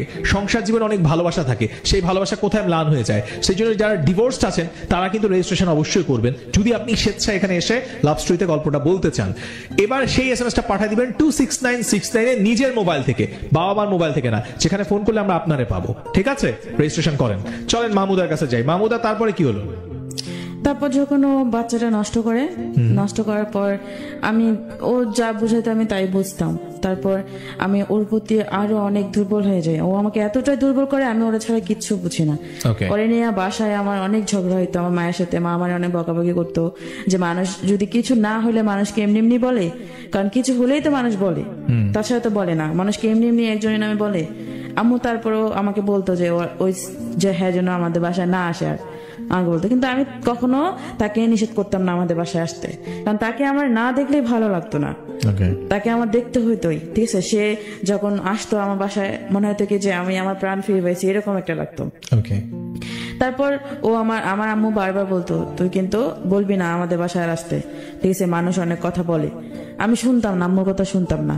তারপর ও আমার বাসায় আসে, আমার বাসায় আসলে আম্মু রাগ হয়, কিন্তু বুঝায়, ওর সামনে বোঝায় না, কিন্তু আমাকে বুঝায়। তারপর আমাকে আবার ও বলে যে তোর আম্মু কি বললাম, না কিছু বলে নেই, এভাবে বলতাম। ও যদি আমার সাথে একটু বসে কথা বলে আমার খুব ভালো লাগতো, নিজেকে সারাদিন ওর সাথে দেখা নাইলেও অনেক মনে কি আমি অসহায় অনেক। আর ও যখন আসতো তখন মনে হতো যে ও ছাড়া মানে ওই আমার পুরো পৃথিবী, এরকম ভাবতাম। কারণ ওরকমটা আমার কাছ থেকেও আমার করাই নিছে, যেন ওরে ছাড়া আমি কিছু না বুঝি, আর অন্য কারোর কাছে যাইতেও না পারি। কখনো কারোর সঙ্গে ফোনে কথা বলতে পারতাম না। আমার ফেসবুক অ্যাকাউন্ট যে ছিল ওটাও ওর কাছে থাকতো, কার সাথে SMS করে না করে সব দেখতো। ঠিক আছে, আবার অনেক সময় দেখা যায় আমার নাম্বার ট্যাপেট করে রাখতো, আমার কল সব ওর ফোনে যাইতো, এরকম রাখতো।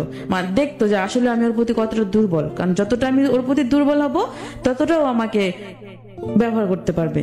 কিন্তু আমি তখন বুঝি নাই, এখন বুঝি। তারপর এরকম করতে করতে গেল। আমার একদিন পরে একটা আন্টি ছিল আমার, ওই আন্টিটা পরে সবাই আমাকে বোঝাইতো, দেখ মানে যারা জানতো যে এরকম তোর থেকে অনেক বয়সের, কিন্তু বোঝা যায় না যে তার বউ আছে, বাচ্চা আছে। ওকে দেখলে কেউ বলতে পারবে না যে ওর বিয়ে হয়েছে বা বাচ্চা আছে, আমাকে বোঝায়। তারপর আমি বুঝতাম না, আমি শুধু বলতাম যে আন্টি দেখো আমি তো তাদের অনেক ভালোবেসে ফেলছি, আমার পক্ষে সম্ভব না সরে আসা। যদি সরে আসা হয়তো তাহলে যখন দেখছি যে ওর বউ আছে, বাচ্চা আছে, তখনই সরে আসতাম। ঠিক আছে, আমি এভাবে বলতাম। তারপর বলতো যে নিজের কপালটা খাস না, আমাকে এভাবে বলতো। তাই আমি বলতাম, আমি শুনতাম না, কেন যেন আমি একটা মোহর ভিতরে ছিলাম। আমার কাছে এরকম মনে হয়েছে, মানে আমি রঙিন চশমা পরে আছি, আমার ওর যা কিছু দেখে আমার সবটাই ভালো লাগে, এরকমটা মনে হইতো। তারপর এক পর্যায়ে যখন আসে, অনেকটা গভীরে চলে আসে, এটা 2018 শেষের দিক, 2018 সালের শেষের দিক। ও আমাকে মামার সাথে কিরকম খারাপ ব্যবহার করা শুরু করে। খারাপ ব্যবহার বলতে আমাকে বোঝায় যে এখন বিয়ে করা যাবে না। আমি ওকে কিন্তু ইদানিং খুব তখন খুব বলতাম যে আসো বিয়ে করি, চলো বিয়ে করি। যখনই ডাকতো আমাকে নিয়ে যাইতো কোথাও, তখনই আমি বলতাম চলো বিয়ে করি, মানে বিয়ের গানটা ছিলই। তার বলতে এখন বিয়ে করবো না, এখন বিয়ে করলে সমস্যা আছে, ঠিক আছে, এখন অনেক সমস্যা করতে পারে ওর বউ শুনলে। আর পরে বলতেছে যে আমরা বিয়ে করবো, কেউ তো জানবে না যে আমরা বিয়ে করছি, ঠিক আছে। আমি এভাবে বলছি, পরে আচ্ছা ঠিক আছে দেখি। তার কয়েকদিন পর দেখি ও আমার সাথে পোল্টি বাজ নিল যে শোনো এখন বিয়ে করা যাবে না। যখন দেখছি আমি ওখানে বিয়ের জন্য চাপ দিচ্ছি, তখন বলছে শোনো এখন বিয়ে করা যাবে না, বিয়ে এখন যদি করি অনেক প্রবলেম হবে, আমি অনেক প্রবলেমে পড়বো, আমাকে বলতেছে। কারণ এখন তো সবাই জানে যে হয়তো তোমার সাথে আমার সম্পর্ক। এ নিয়ে একদিন অনেক কিছু হয়েছে ওর বাড়িতে, ওর বউ গেছিল, সবাই আমার আম্মু জানতো না, আম্মু একদম পরে বিশ্বাস করছে। একদিন আমাকে ফোন দিছে, ওর বউ রাগ হয়ে চলে গেছে, বাড়িতে পাঠাইতেছে। ও আছিল বাড়িতে, ও আমাকে যখন যেটা বলতো তখন আমি সেটা রান্না করে দিতাম। এমনকি আমি আমার বাসায় রান্না করে ওর বাসায় পৌঁছায় দিতাম আমার ভাইকে দিয়া, আবার আমার বাসায় এসে খেয়ে যেত, এরকম খেয়ে যেত। তারপর ও আমাকে বলতেছে যে আজকে বাড়িতে যাবো। আমি কেন? হ্যাঁ দরকার আছে। কি রান্না করছো? আমি রান্না করছি। পরে কয় তাহলে একটু পরে আমি ওর জন্য রান্না করলাম, রান্না করে পরে ও খাইলো। খাওয়া দাওয়া করার পর আমাকে বলতেছে তাহলে আমি এখন আসি, কি হয় না হয় আমি তোমাকে জানাবো। মানে ওকে বাড়িতে ডাকছে, সবকিছু জিজ্ঞাসাবাদ করবে যে আসলে কি সত্যি কি না মিথ্যা। আমাকেও ফোন দিয়ে আমাকে বলছে যদি তোমাকে ফোন দেয় তুমি কি বলবা? তুমি বলবা যা সত্যি তাই বলবা, আমাকে এভাবে বলছে। আচ্ছা, তা আমি পরে ও বাড়িতে গেল, আমার বাসা ভাত খেয়ে গেছে, কিন্তু ওর বাড়িতে গেল। বাড়িতে যাওয়ার পর বিকেলে গেছে, তার পরের দিন সকালে আমাকে ফোন দিছে। ওর বাসা থেকে ওর নাম্বার থেকে একটা ফোন আসে, ওর বউ ফোন দিছে। ফোন দিয়ে আমাকে জিজ্ঞাসা করতেছে যে ওর সাথে আমার সম্পর্ক অনেকদিন থেকে, কেন আমি মিথ্যে কথা বলছি, এগুলো জিজ্ঞেস করে, মানে শিক্ষা আমার কাছ থেকে নিতেছে। পরে আমি বলছি সত্যি কথা যা বলছে। ওর বউ আমাকে এক কথা মানে ও মামুন আমাকে এক কথা বলে, ওর বউকে আর এক কথা বলে। ওর ফ্যামিলি সবাই ছিল ওখানে, ঠিক আছে। ওর যে মামুনের যে বাবা, পরে মামুনের বাবা আমার সাথে কথা বললো। যে তুমি তো অনেক ছোট, মানে ও ছেলের দোষ দিতেছে, যদি আমার ছেলে কখনো তোমার কাছে যায় ওরে জুতা দিয়ে মারবা। ওর বাবা বলছে জুতা দিয়ে মারবা, যে ও কেন বউ বাচ্চা রেখে তোমার কাছে গেছে আর তুমি কেন জায়গা দিছো ওরে, এটা বলছে। এটা প্রশ্ন করাটাই স্বাভাবিক, যেহেতু সবকিছু জানি। তারপর এরকম করতো। আমার পরে অনেক কান্না আসতেছিল যে সবাই জানাজানি হয়ে গেছে। মামুনও বলতেছে ওদের সামনে যে হ্যাঁ আমাকেও ভালোবাসে, আমাকেও ভালোবাসে, ওদের সামনে বলছিল কিন্তু যে আমাকেও ভালোবাসে। তারপরে ওর বউ সহ আসলো। পরে আম্মু সেই দিন শুনছে, আমার চোখ মুখ লাল দেখছে, আমি কাঁদছি, সেদিন শুনছে যে আমার সাথে সম্পর্ক রাখবে না, হ্যাঁ দেন, মানে বলছে সবাই নিষেধ করছে, আমাকে এইভাবে বলছে। তারপর বউ সহ আসতেছে বাড়িতে, বাসের ভিতরে আমি ফোন দিছি। ফোন দেওয়াতে পরে আমি কথা বলতেছি, ওর বউর সাথে কথা বলতে। ওর বউ আমাকে জিজ্ঞাসা করতে গেলো সেদিন তুমি কেন অস্বীকার করছো যে তোমার স্যারের সাথে তোমার কোনো সম্পর্ক নেই। আমি কিন্তু সবসময় মামুনের জন্য ওর বউর সাথে অস্বীকার করতাম, মিথ্যা কথা বলতাম যে সম্পর্ক নেই, এসব বলতো।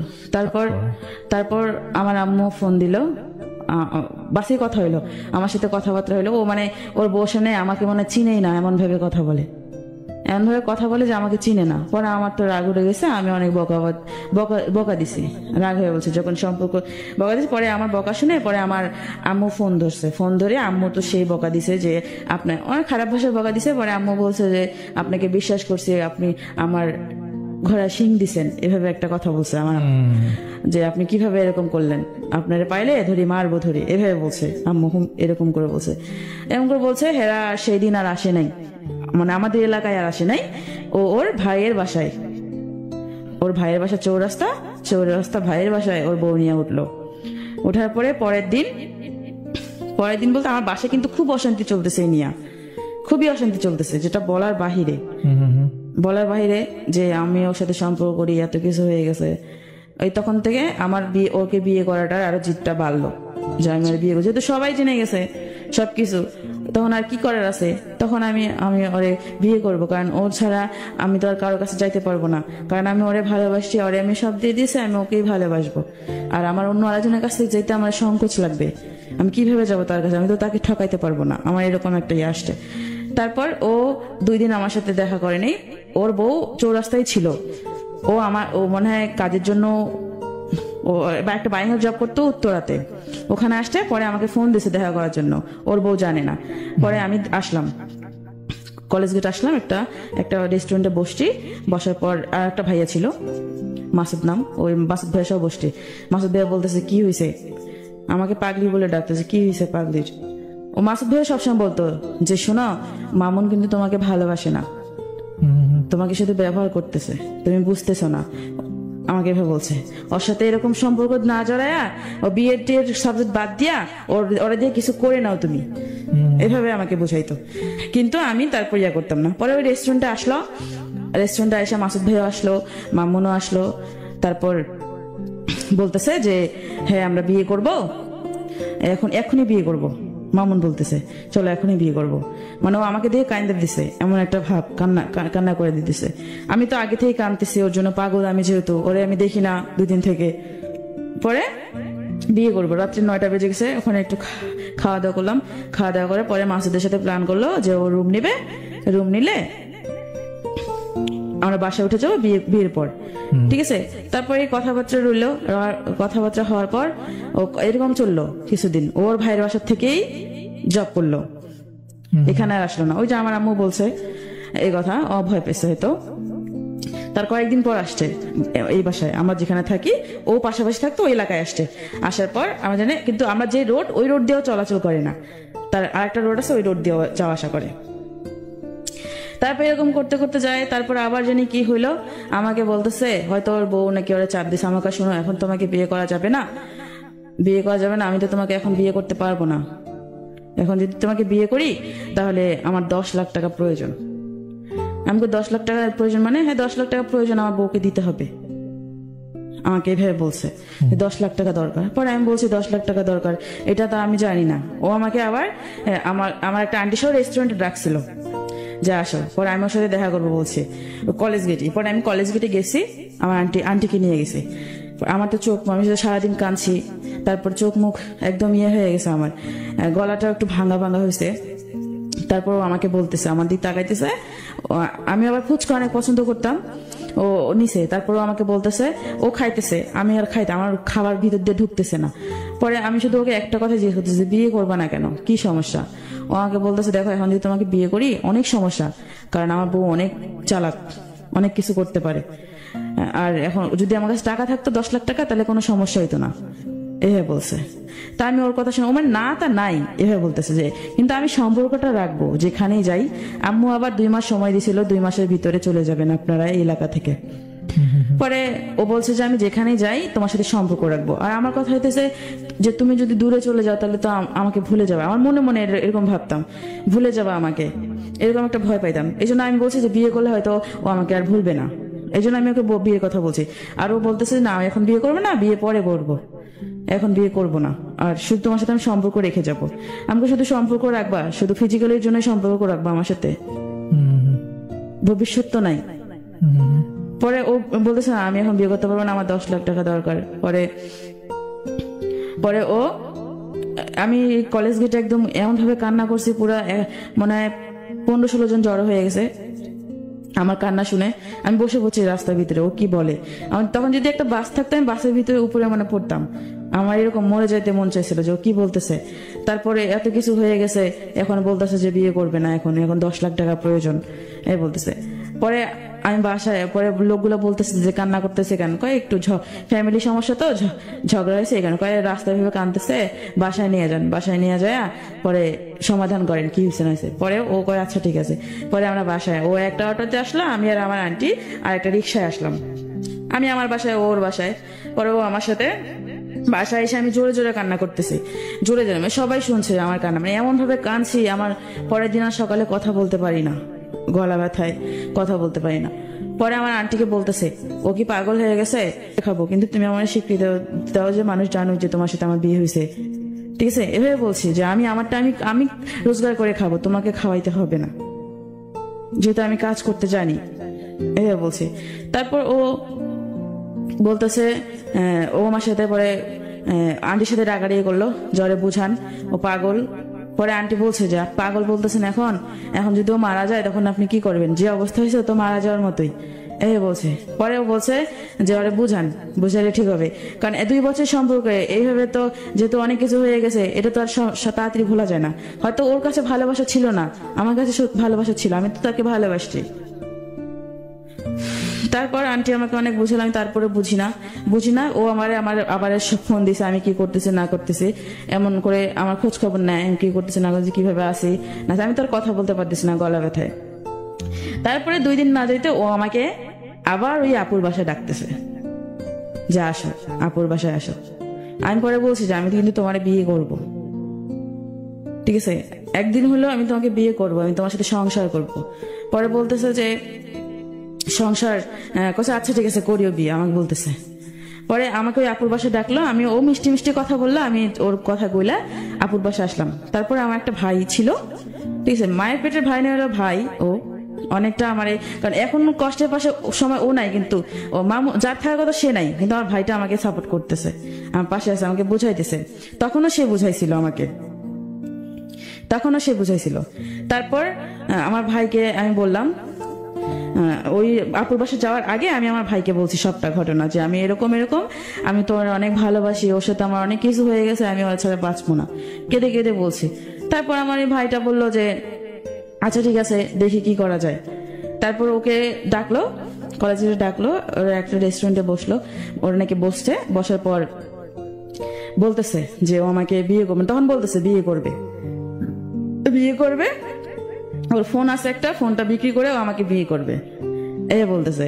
খাবার নাকি খেতে দিছে ওরে, খাওয়ার পর খাবার খাবে না, ও কাঁদতেছে যে কি করবো, ওর একটা বউ আছে, বাচ্চা আছে, আবার আমিও ওর সাথে এরকম করতেছে, আমাকে তোর বিয়ে করতে হবে, আমি ওরে বিয়ে করবো, এখন কইতেছে যে যাই হোক আমি ওরে বিয়ে করবো, মানে কাঁদতেছে। আমার ভাইটা বলছে যে একদম ওর চোখের পানি প্লেটে পড়তেছে, এরকম একটা। তারপর আমার ভাইটা বলছে আচ্ছা ঠিক আছে আমি দেখতেছি, এভাবে বলছে। পরে আমাকে জিজ্ঞাসা করলো, আমিও তো কান্নাকাটি গলায় বললাম যে হ্যাঁ আমি ওরে বিয়ে করতে চাই, ঠিক আছে। ও পরে আমার কাছে আবার বলে যে ওই 10 লাখ টাকার কথা বলে, যে আমি তো এখন বিয়ে করতে পারবো না, 10 লাখ টাকা আমার লাগবে। 10 লাখ টাকা লাগবে। আমি পরে আর কিছু বলি নাই, কারণ আমার তো অনেক কষ্ট, আমি তখন অনেক কষ্টে ছিলাম, কারণ আমি ওরে এত বিশ্বাস করলাম, যখন যেটা বললো তখন সেটা করলাম। আর এখন আজকে ও আমাকে বলতেছে যে 10 লাখ টাকার জন্য ও আমাকে বিয়ে করতে পারবে না, কারণ আমি তো অনেক গরিব। যদি ও আমাকে বলে কি, আর আমি তো ওরে 10 লাখ টাকা দিতে পারবো না, বলেই কি। তারপর ও আমাকে যখন এই আপুটার বাসায় ডাকলো, আমি আমার ভাইটাকে বললাম যে ও আমাকে আবার আজকে ডাকতেছে, ও বলে আমার সাথে সম্পর্ক, আমাকে বিয়ে করবে না, অথচ আমার সাথে ফিজিক্যাল রিলেশন করার জন্য আজকে আবার ডাকতেছে। আমি ওই ভাইটাকে বলছি, পরে আমার ভাইটা বলতেছে আচ্ছা ঠিক আছে তুই যা, দেখ আমি পরে একটা ব্যবস্থা করতেছি। পরে ওর যে ফ্রেন্ড ছিল আমার ভাইয়ের, ওই ফ্রেন্ড 2টা ফ্রেন্ডকে নিয়ে ও কলেজ গেছিল। পরে আমি আপুটার বাসায় গেলাম, ওর সাথে থাকার পরে আমার ভাইটা বারবার ফোন দিতেছে, আমি ওর ফোন একবার রিসিভ করি তো আর একবার রিসিভ করি না। পরে আমাকে মামুন বলতেছে যে তুমি ও কেন বারবার তোমাকে ফোন দিতেছে। আমাকে ফোন দিতেছে, ও কলেজ গেট আসছে তো আমাদের সাথে হয়তো তোমার সাথে দেখা করবে, ওর মনে হয়তো সন্দেহ ঢুকছে, ঠিক আছে। পরে আপুর বাসায় 2 ঘন্টা থাকার পর আপুর বাসা থেকে বের হয়ে আসছি, তাড়াতাড়ি আমি বের হয়ে আসছি। বের হয়ে আসার পর ও দেখে রাস্তার মোড়েই, একদম আমি ঠিকানা দিছি, রাস্তার মোড়েই আসছে। রাস্তার মোড়ে আসা পরে ওর হাতে একটা ফোন, আমার মামুনের হাতে একটা ফোন ছিল, আমার হাতে একটা ফোন ছিল। আমি আমার ভাইটা আবার ফোন 2টা নিছে যাতে মামুন কোথাও ফোন না দিতে পারে। পরে মামুনকে নিয়ে চলে আসলো। মামুন আমাকে বলতেছে আমি কি তোমাকে বলছি বিয়ে করব না? বিয়ে তো করবো, এত তাড়াতাড়ি করার কি আছে, আর এরকম করলা কেন? বিয়ে তো করবো তোমাকে। আমি বলছি বিয়ে তো করবা, ঠিক আছে, এখন হলেও করবা পরে হলেও করবা, তাহলে এখন করি, সমস্যা কোথায়, কেউ জানলো না। আমি আবার এটা বলছি। পরে আমার ভাইটা নিয়ে আসলো, আসার পর কাজী অফিসে তো নিয়ে জানে একটা যে বিয়ে পড়াইছে তার বাসায় নিয়ে আসছে। ওই বাসায় বিয়ে হলো, কারণ একটা মানুষ যদি জোর না করতো তাকে তো কেউ, মানে মন যদি না আসে তাকে তো জোর করে কেউ বিয়ে দিত না। আমি যদি বিয়ে না করি, আমাকে যদি কেউ মেরেও ফেলে, তারপরে তো আমি বলবো যে আমি বিয়ে করব না, আমি মরে গেলে যাব। কিন্তু ও বিয়েটা সুন্দরভাবে করলো। আমি আমার কাগজপত্র দিলাম, আমি আমার কাগজপত্র দিছি, ওটাও কাগজপত্র দেয়নি, বলছে যে ওর কাগজপত্র এখন নাই, বাসা থেকে আইনা পরে দিবে। বিয়েটা হলো, বিয়েটা হওয়ার পর বিয়ে যে করবো টাকা ছিল না, ওর কাছে নাকি টাকা নেই। আমার আম্মু আমাকে কষ্ট করে একটা স্বর্ণের চেন বানাই দিছিল, আমার পড়লে হয়তো আমার ভালো লাগবে এই কারণে, সবার গলায় আছে আমার গলা খালি, এই কারণে আম্মু আমাকে কষ্ট করে একটা স্বর্ণের চেন বানাই দেয়। আমি ওর এতটাই ওর প্রেমে অন্ধ হয়ে গেছিলাম যে আমি তখন ভাবি নাই যে আমার মায়ের তো এটা কষ্ট রোজগার করার টাকা দিয়ে চেনটা বানানো। আমি ওর জন্য এই চেনটা পর্যন্ত বিক্রি করে দিই, বিক্রি না বন্ধ করে রাখছিলাম 10,000 টাকায়, কিন্তু পরে আর ওই চেনটা উঠাইতে পারিনি। আচ্ছা, তারপর বিয়ে যখন করি, বলো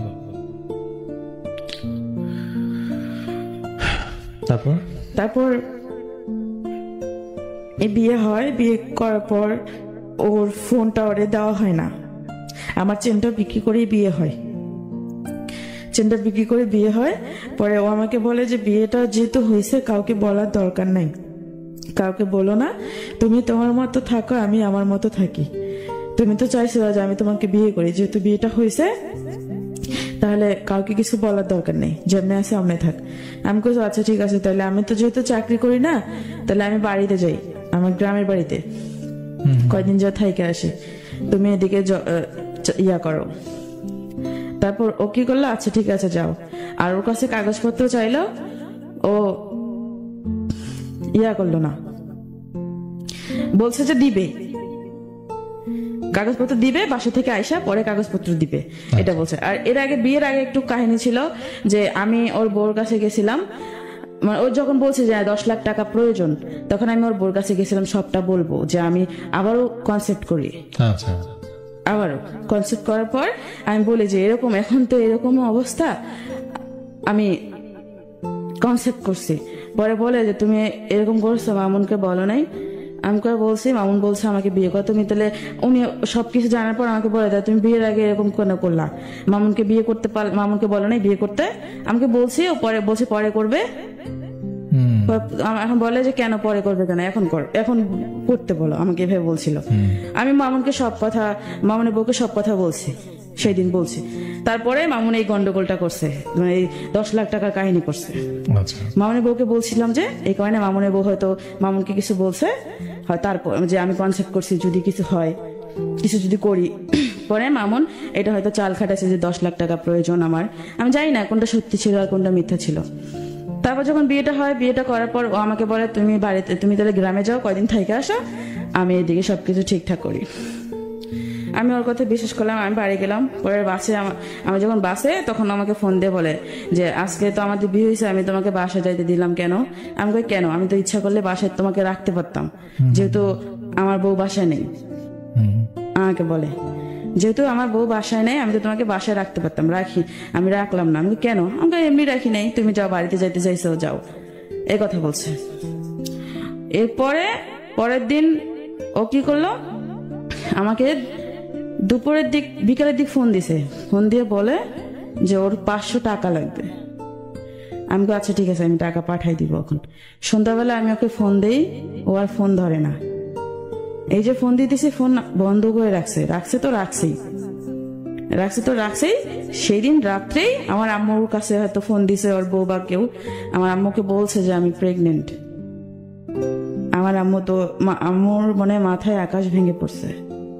পরে আম্মু সাথে সাথে আমাকে ফোন দিছে, আমাকে বলতেছে যে কি সমস্যা, এগুলো যেগুলো বলতে, কান্দে কান্দে বলতেছে যে বিয়ে হয়েছে, প্রেগনেন্ট, হ্যান ত্যান, এগুলো বলতেছে। পরে আমি আম্মুর কাছে প্রথমে অস্বীকার গেছি।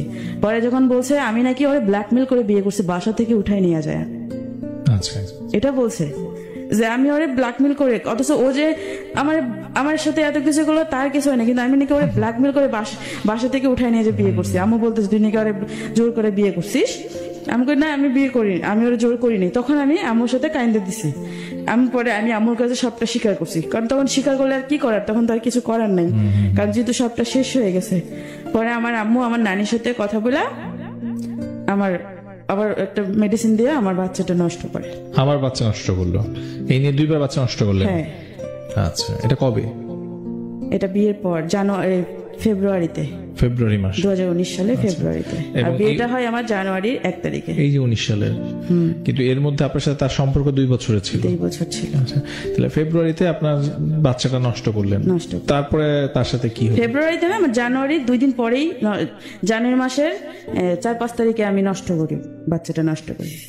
ওকে, তারপরে কি হলো? তারপরে ওরে তো আমি এত ফোন দিতেছি। পরে আম্মু এটা শোনার পর যে ও যে আমার সাথে এত কিছু করছে, আমি সবটা তো আম্মুর কাছে বলছি। বলার পর আম্মু জানার পর আম্মু কি করছে, ওর বাসায় গেছে।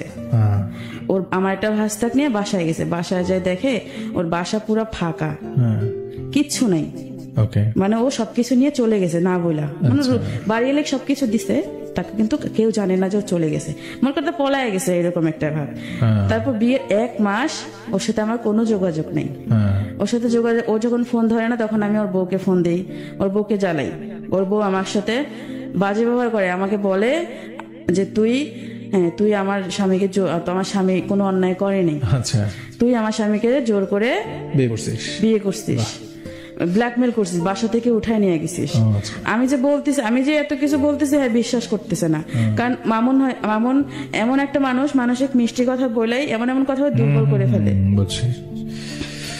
মানে এই হচ্ছে আপনার জীবনের, আপনার যে মামুন, সে অবশেষে আপনাকে বিয়েও করলো এবং তারপরে হচ্ছে চলেও গেল আপনার জীবন থেকে। পরবর্তী থেকে আপনাকে ডিভোর্স দিছে? হ্যাঁ, তারপর হচ্ছে শুনেন আমি বলি, আর এরপর থেকে তো আসল কাহিনী শুরু হয়েছে। ওর মুখোশটা আমার সামনে খুলছে যে আসলে ও আমার কাছ থেকে কি চাইছিল, আসলে আমাকে ও আদৌ ভালোবাসছে কিনা আমি বুঝতে পারছি। যখন হলো তারপরে ওর বউ হচ্ছে গাজীপুরের মেয়ে, আমার যে বিয়ে দিছে তার উপরে অনেক নাকি, মানে অনেক নেতা ফেতা আছে না, ওদেরকে দিয়ে অনেক জ্বালাতন করছে আমার এই ভাইটাকে যে বিয়ে দিছে। জ্বালাতন করার পর আমাকে আমার ভাইটা বলতেছে, দেখ যেহেতু আমি ওরে ফোন দেই, ও ফোন ধরে না আমার, আমি ওরে অনেক SMS করছি, যেগুলো মানে আমি জীবনে কখনো ওরে এত SMS করিনি। আচ্ছা, মানে আপনার সাথে যোগাযোগ বন্ধ করে দিল? যোগাযোগ একদম টোটালি বন্ধ করে। তারপরে কি হলো একটু ঝটপট বলেন। তারপর আমার যে ভাই ওর উপরে অনেক অত্যাচার করে, যে ওর ভয় দেখায়। তারপর আমার ভাইটা আমার সাথে সবকিছু বলতো যে দেখ এরকম যে তোর সাথে সংসার করতেছে না, তাহলে তুই কিছু একটা কর। পরে আমি ওর সংসার বাঁচার জন্য, আমার ভাইটার ওর যেহেতু একটা বাচ্চা আছে, ওরও একটা ছোট বাচ্চা আছে, আমার জন্য তো চাই না যে ওর কোনো ক্ষতি হোক, যেহেতু আমার বিয়েটাই ঠিকভাবে হয় নাই, ও কাগজপত্র দেয় নাই, বিয়ের কাগজপত্র দেয় নাই। এরা হয়তো ইসলামী শরীয়তে হইলেও সরকারিভাবে হয়নি, আচ্ছা এভাবে। কারণ অনেক আমি বুঝতে পারিনি কখনো। তারপর আমার ভাইটা বললো কি যে তুই কর, ডিভোর্স দে। পরে আমি ওর কথা চিন্তা ভাবনা করে আমি বললাম 2 দিন ভাবি। 2 দিন ভাবার পর আমি এই সিদ্ধান্ত নিলাম ডিভোর্স দিব। ডিভোর্স দেওয়ার পর ও আমাকে নিয়ে গেল কাজে বসে, যে এখানে বিয়ে করেছে ওখানে নিল না, আর এক জায়গায় নিয়ে আমি ডিভোর্স দিলাম, নোটিশ দিলাম। দেওয়ার পর এখন ও শুনছে, আমাকে কয় কি সুন্দর আগে আমার সাথে ভালোভাবে করছে। যেদিন ডিভোর্স দিতে তারপর থেকে আমার সাথে কথা বলা শুরু করে দিছে। আচ্ছা, কথা বলা শুরু করে দিছে, বলতেছে তোমার সাথে তো আমার ডিভোর্স হয়নি, স্ত্রী পক্ষ কখনো ডিভোর্স হয় না। আচ্ছা, তোমার কে বলছে? যে মৌলানা আছে, বড় বড় হুজুর আছে, তাদেরকে জিজ্ঞাসা করে দেখিও। আচ্ছা আচ্ছা, এই বলে। আমি ওর কথা আর কোনো শুনছি, আমার অনেক কান্না পাইতেছে। এত কষ্ট করে আমি ওরে বিয়ে করলাম, এত ভালোবাসলাম, আর ও আমার সাথে এরকম চিৎটা করলো। 1 মাস কোনো খোঁজ খবরই নেই। পরে যখন আমি ওর ছাড়া দিছি তখন ও আমার খোঁজ খবর না, যখন শুনছে যে সুমি মানে মাহমুদ আরে ডিভোর্স দিছে, তখনও এরকম করলো। তারপর আমার মা সেই দিন যেদিন আমি ডিভোর্স দিয়ে আসছি, আমার মা জানে না, কেউ জানতো না। আমার মা কয় বিয়ে করছে, তাহলে এখন আমি এখানে থাকি কেন? আমার প্রতি একটা অন্যরকম, মানে কেউ দেখতে পারতো না। বাসা থেকে আমাকে বের করে দেয়, আমার আম্মু বের করে দেয়। আমি কোথায় যাব? আমার তো কেউ নাই, আমি তখন অসহায় পড়ছি। পরে আমার যে ভাইটা যে বিয়ে দিছে, ওরকে আমি ফোন দিলাম সবার আগে। ফোন দিয়ে পরে বললাম যে দেখ এরকম বাসা থেকে বের দিচ্ছে। ওর যে মামা তো বোন আছে একটা, ওর বাসায় ও আমাকে নিয়ে গেল কাশিমপুর, ওখানে রাখলো। রাখার পর ও আমাকে বলতেছে, রাখলো, আমার সবকিছু যাবতীয় মানে থাকা খাওয়া খরচ সবকিছু দিয়ে দিছে। দেওয়ার পর এখন মামুন আমার সাথে কথাবার্তা বলতেছে, আমাকে বারবার বুঝাইতে চেষ্টা করতেছে যে তোমার সাথে আমার ডিভোর্স হয়নি, স্ত্রীর পক্ষ ডিভোর্স হয় না, যাতে ও আবার আমার সাথে ফিজিক্যালি করতে পারে, লুকায়া হইলেও। এভাবে বলছে। আমি তখন থেকে বুঝতে পারছি যে আসলে আমাকে ভালোবাসে নাই। বুঝতে অনেক দেরি হয়ে গেল মনে হয়। হ্যাঁ, অনেক দেরি হয়েছে, মানে অনেক দেরি হয়েছে। যখন সবকিছু শেষ হয়ে গেছে আমার, তখন